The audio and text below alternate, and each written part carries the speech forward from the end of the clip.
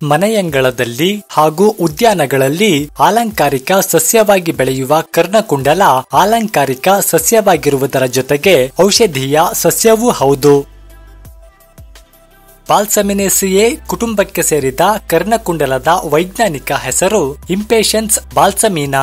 ಸಂಸ್ಕೃತದಲ್ಲಿ ದುಷ್ಪರಿಜತಿ, ತೈರಿಣಿ ಎಂದರೆ ಕನ್ನಡದಲ್ಲಿ ಕರ್ಣಕುಂಡಲ, ತೆರನ ಹೂವಿನ ಗಿಡ ಎಂದು, ಆಂಗ್ಲ ಭಾಷೆಯಲ್ಲಿ garden balsam, rose balsam, spotted snap weed, jewel weed, balsam weed, touch me not ಇತ್ಯಾದಿ ಹೆಸರುಗಳಿವೆ.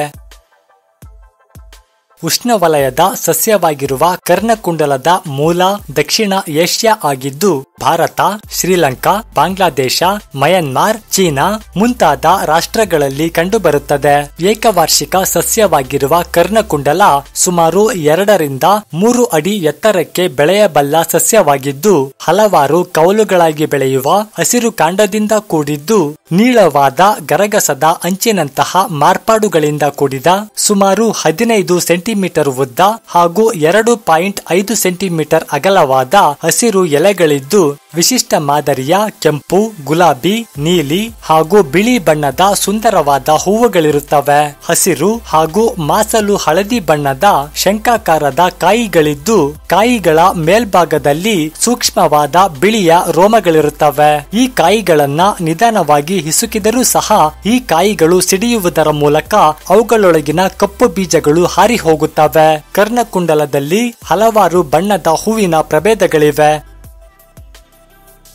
Aunty cancer, anti microbial, anti inflammatory ಮುಂತಾದ ಗುಣಗಳಿಂದ ಕೂಡಿರುವ ಕರ್ಣಕುಂಡಲ phenolic acids, hennotannic acid, flavonoids, saponins, steroids, tannins, alkaloids ಮುಂತಾದ ರಾಸಾಯನಿಕ ಸಂಯುಕ್ತಗಳನ್ನ ಹೊಂದಿದ್ದು ಈ ಸಸ್ಯದ ಎಲೆ, ಹೂವು, ಬೀಜಗಳು ಹಾಗೂ ಬೇರನ್ನ ಸಾಂಪ್ರದಾಯಿಕ ಆಯುರ್ವೇದ, ಸಿದ್ಧ, ಯುನಾನಿ ಹಾಗೂ ಚೀನಾ ಚಿಕಿತ್ಸಾ ಪದ್ಧತಿಗಳಲ್ಲಿ ಬಳಸಲಾಗುತ್ತದೆ.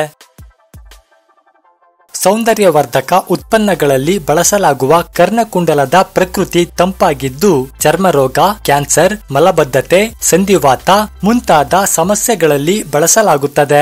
ಕರ್ಣಕುಂಡಲದ ಹೂವುಗಳಿಂದ ಸಾಂಪ್ರದಾಯಿಕ ರೀತಿಯಲ್ಲಿ ಶಾಂಪೂ ತಯಾರಿಸುವುದರ ಜೊತೆಗೆ ಈ ಹೂವುಗಳನ್ನ ಉಗುರು ಬಣ್ಣದ ತಯಾರಿಕೆಯಲ್ಲಿ ಬಳಸಲಾಗುತ್ತದೆ ಎನ್ನಲಾಗಿದ್ದು ಈ ಸಸ್ಯದ ಹೂವು ಹಾಗೂ ಎಲೆಗಳಿಂದ ಸಾಂಪ್ರದಾಯಿಕ ಪದ್ಧತಿಯಲ್ಲಿ ಹಾವಿನ ಕಡಿತಕ್ಕೆ ಔಷಧಿ ನೀಡಲಾಗುತ್ತದೆ. ಕ್ಯಾನ್ಸರ್ ಚಿಕಿತ್ಸೆಯಲ್ಲಿ ಬಳಸಲಾಗುವ ಇದರ ಬೀಜಗಳಿಂದ ಎಣ್ಣೆಯನ್ನ ಪಡೆಯಲಾಗುತ್ತದೆ.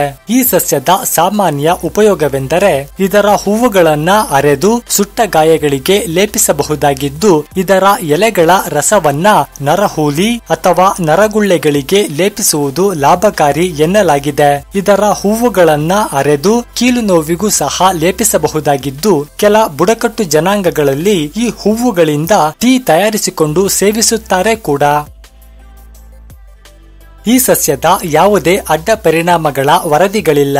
ಆದಾಗ್ಯೂ ಗರ್ಭಿಣಿಯರು ಹಾಗೂ ಸ್ತನ್ಯಪಾನ ಮಾಡಿಸುತ್ತಿರುವ ಸ್ತ್ರೀಯರು ಬಳಸುವ ಮುನ್ನ ವೈದ್ಯರ ಸಲಹೆ ಪಡೆಯಬೇಕು.